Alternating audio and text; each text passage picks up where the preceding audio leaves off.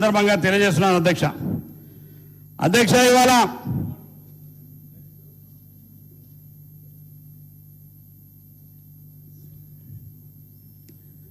రైతులకు సంబంధించి అధ్యక్ష ఇవాళ రైతులకు సంబంధించి రైతు భరోసా ద్వారా రైతాంగానికి ఆ రోజు ఎన్నికల్లో ఇచ్చినటువంటి మాట ప్రకారం మరి ఇవాళ రైతు భరోసా ద్వారా రైతాంగానికి 8,774 కోట్ల రూపాయలను రైతు భరోసా కార్యక్రమం ద్వారా మరి రైతులకు అందించినటువంటి కార్యక్రమం అధ్యక్ష. రైతులకు ఇవాళ ఎకరానికి 6,000 చొప్పున ఇచ్చేటువంటి కార్యక్రమాన్ని ఇవాళ రైతు భరోసా కార్యక్రమాన్ని ఈ శాసనసభ ద్వారా మరి ఇవాళ గౌరవ ముఖ్యమంత్రి గారికి అదేవిధంగా డిప్యూటీ సీఎం గారికి ఆర్థిక మంత్రి గారికి ధన్యవాదాలు తెలియజేస్తున్నాం. అదే వ్యవసాయ శాఖ మంత్రి గారికి కూడా అధ్యక్ష. ఈ నెల 22 నుంచే రైతాంగానికి సంబంధించినటువంటి రైతు భరోసా కార్యక్రమాన్ని అమలు చేసి రాష్ట్రంలో ఉన్నటువంటి 70 లక్షల మంది రైతులకు మరి రైతు భరోసా కార్యక్రమాన్ని అందించేటువంటి గొప్ప కార్యక్రమాన్ని మరి వాళ్ళ పూర్తి చేసినందుకు మా శాసనసభ్యులం అందరం ప్రజల తరఫున మీ అందరికీ ధన్యవాదాలు తెలియజేస్తున్నాం అధ్యక్ష. ఇవాళ రైతులకు ఇవాళ 2 లక్షల వరకు రుణమాఫీ చేసినటువంటి ఘనత ఆనాడు కాంగ్రెస్ పార్టీ ప్రభుత్వం ఆనాడు చేసిన ఈనాడు చేసిన ఏకకాలంలో 2 లక్షల రుణమాఫీ చేసినటువంటి ఏకైక ప్రభుత్వం ఈనాటి కాంగ్రెస్ పార్టీ ప్రభుత్వం రేవంత్ రెడ్డి గారి నాయకత్వంలో ప్రభుత్వం అధ్యక్ష. రైతుల పట్ల కానీ మహిళల పట్ల కానీ పేదల పట్ల కానీ ఈ ప్రభుత్వానికి ఉన్నటువంటి చిత్తశుద్ధి ఈ ప్రభుత్వం పేదల ప్రభుత్వం ఈ ప్రభుత్వం రైతు పక్షపాతి ప్రభుత్వం రేవంత్ రెడ్డి గారి ప్రభుత్వం అనే విషయాన్ని దీని ద్వారా మరొకసారి మరి తెలియజేస్తున్నానని చెప్పి కూడా ఈ సందర్భంగా తెలియజేస్తున్నా అధ్యక్ష. ఇవాళ మనం ఎవరు కూడా ఊహించని విధంగా అధ్యక్ష రైతులకు సంబంధించి పండించినటువంటి పంటకు గిట్టుబాటు ధరతో పాటుగా ఇవాళ రైతాంగానికి గిట్టుబాటు ధర ఇస్తున్నాం.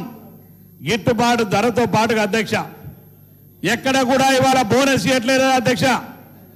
తెలంగాణ రాష్ట్రంలో మాత్రమే ఇవాళ రైతాంగానికి సంబంధించి మరి వరి ధాన్యం సన్న ఒడ్లు పండించినటువంటి రైతానికి ఇవాళ 500 బోనస్ ఇచ్చినటువంటి ఘనత ఈనాడు ఇవాళ ఈ ప్రభుత్వాన్ని అని చెప్పి ఈ సందర్భంగా మనం చేస్తున్నాను అధ్యక్ష.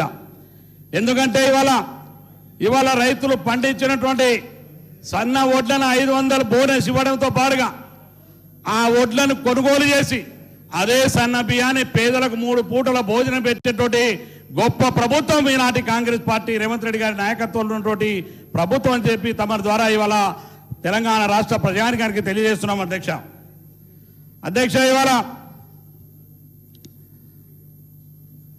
మూసీ నదికి అధ్యక్ష ముఖ్యమంత్రి గారు మొన్న మాట్లాడుతున్న సందర్భంలో అధ్యక్ష నిజంగానే మా జిల్లా వాసులు మేము చాలా దురదృష్టవంతులం అధ్యక్ష. ఒక దిక్కులంగా మాకు ఫ్లోరిన్తో సంబంధించినటువంటి సమస్య, మరో దిక్కులంగా మాకు మరో పక్కనంగా మూసీకి ఉన్నటువంటి సమస్య. ఈ 2 సమస్యలు నల్లగొండ జిల్లా ప్రజానికం అధ్యక్ష ఇవాళ ముఖ్యమంత్రి గారు కళ్ళార చూసిన తర్వాతనే వారు స్వయంగా వచ్చినారు అధ్యక్ష. ఆ రోజు మూసీ జిల్లాలో ఆ జిల్లాలో పర్యటించినారు. ఆ సందర్భంలో అధ్యక్ష ఇవాళ నల్లగొండ జిల్లాలో తాగునీటికి సంబంధించిన సమస్య, సాగునీటికి సంబంధించిన సమస్య, ఈ సమస్యల ద్వారా ఇవాళ ఫ్లోరిన్ తోటి మూసీ నదిని ఇవాళ ప్రక్షాళన చేయకపోతే పునర్జీవనం చేయకపోతే నల్లగొండ ప్రజానికానికి పెట్టని శాపంగా మారిపోయేటువంటి పరిస్థితుల్ని ఆలోచించే ఇవాళ. కానీ ఇవాళ కొంతమంది వ్యక్తిగతంగా కాదు అధ్యక్ష, నల్లగొండ ప్రజల వైపు చూడండి. మీరు నల్లగొండ ప్రజలకు అన్యాయం చేయకండి. మా కష్టాలు మా బాధలు ఒకరికి కాలు వంకర ఒకరి చేయి వంకర ఇవాళ ఫ్లోరిన్ తోటి ఒక బాధ, అదేవిధంగా మూసితోటి మా ఆరోగ్యం ఖరాబ్ అవుతుంది. ఇంత మంచి నిర్ణయాన్ని గౌరవ ముఖ్యమంత్రి నల్లగొండ జిల్లా ప్రజలకు గొప్ప అవకాశాన్ని అదేవిధంగా హైదరాబాద్లో కూడా కాలుష్యం అధ్యక్ష మనం ఢిల్లీని చూస్తున్నాం అధ్యక్ష. ఢిల్లీలో ఇవాళ 2 రోజులు ఎవరు సరిగా ఉండలేనటువంటి పరిస్థితి కాలుష్యంతో అధ్యక్ష.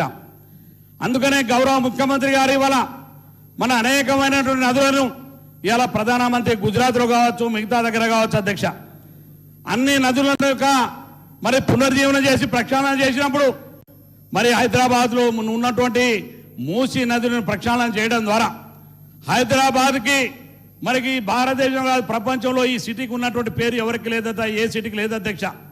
అటువంటి సిటీని ఇవాళ మూసీని ప్రక్షాళన చేసి హైదరాబాద్ అని గొప్ప నగరంగా నిర్మించడంతో పాటుగా మరి నల్గొండ జిల్లా ప్రజానికానికి ఒక్క సాగునీరుకు సంబంధించి తాగునీరుకు సంబంధించి ఒక మంచి మూసి ప్రాజెక్టు నిర్మాణం చేపట్టే కార్యక్రమంలో మిగతా ప్రతిపక్షాలు కూడా దయచేసి దీని అడ్డంకికి రాకండి, దయచేసి మా ప్రజలను మరి ఇంకా అన్యాయానికి గురి చేయొద్దని చెప్పి మరొకసారి మీకు ఈ సందర్భంగా ఈ సభ ద్వారా తెలియజేస్తున్నాను అధ్యక్ష. ఇవాళ ఇది ఒక్కటే కాదు అధ్యక్ష, వాస్తవంగా ఈ కాలుష్యం ద్వారా మరి హైదరాబాద్ సిటీలో ఉన్నటువంటి అనేకమైనటువంటి పరిశ్రమలు అధ్యక్ష, ఇవాళ గౌరవ ముఖ్యమంత్రి గారు గొప్ప నిర్ణయం తీసుకున్నారు అధ్యక్ష.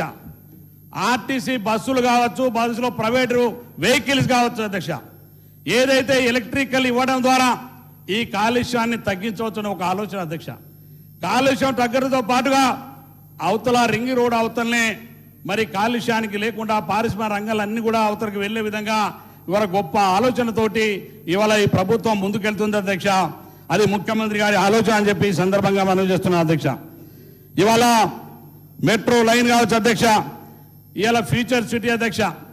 భవిష్యత్తులో మనం ఆలోచన చేసినప్పుడు ఒక్కసారి ఆనాడు మరి ఉన్నటువంటి హైటెక్ సిటీని ఆనాడు రాజశేఖర గారు కానీ చంద్రబాబు నాయుడు గారు కానీ ఆ రోజు ఆ హైటెక్ సిటీ ఆలోచన చేసిపోయి ఉండకపోయి ఉంటే, అదేవిధంగా ఔటర్ రింగ్ రోడ్ చేసి ఉండకపోయి ఉంటే ఈనాడు హైదరాబాద్కి ఇంత ఉద్యోగ అవకాశాలు, ప్రమాకారాలు, అదేవిధంగా అభివృద్ధి కూడా కనబడకపోయింది అధ్యక్ష. అందుకనే ఇవాళ భవిష్యత్ ఫ్యూచర్ సిటీ కొరకు గౌరవ ముఖ్యమంత్రి గారి ప్రణాళికలు భవిష్యత్ తరాలకు ఎంతో ఉపయోగపడే విధంగా పారిశ్రామిక కావచ్చు అన్ని రంగాల్లో అభివృద్ధి చేయడానికి ఫ్యూచర్ సిటీ ఎంతో ఉపయోగపడుతుందని చెప్పి ఈ సందర్భంగా మనం చేస్తున్నాను అధ్యక్ష. అధ్యక్ష, వాస్తవంగా హైడ్రా వచ్చినాడు మేము కూడా ఆలోచన చేసిన అధ్యక్ష, నాలాంటి కూడా ఆలోచన వచ్చింది.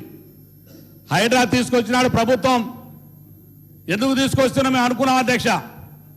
కానీ ఇవాళ అధ్యక్ష మేము కూడా కామన్ పీపుల్ తోటి హైదరాబాద్లో చాలా సందర్భాల్లో చాలా దగ్గర వింటా ఉన్నాం అధ్యక్ష. హైడ్రాన్ తీసుకురావడం ద్వారా అధ్యక్ష ఈ యొక్క హైదరాబాద్లో అనేక చారిత్రాత్మకమైనటువంటి చెరువులతో పాటుగా ప్రభుత్వ ఆస్తులను ఆక్రమించినటువంటి వాళ్ళ ఆస్తులను 60,000 కోట్ల ఆస్తులను ఇవాళ సుమారుగా 1000 ఎకరాల ప్రభుత్వ భూములని ఇవాళ మళ్ళీ తిరిగి ప్రభుత్వాన్ని అందించి హైడ్రా అంటే ఇవాళ నిజంగానే ఆ చెరువులు అవన్నీ చూసిన తర్వాత మళ్ళీ కూడా హైదరాబాద్ లాగా కనబడే 40-50 ఏళ్ల సంవత్సరాల హైదరాబాద్ మళ్ళీ తిరిగి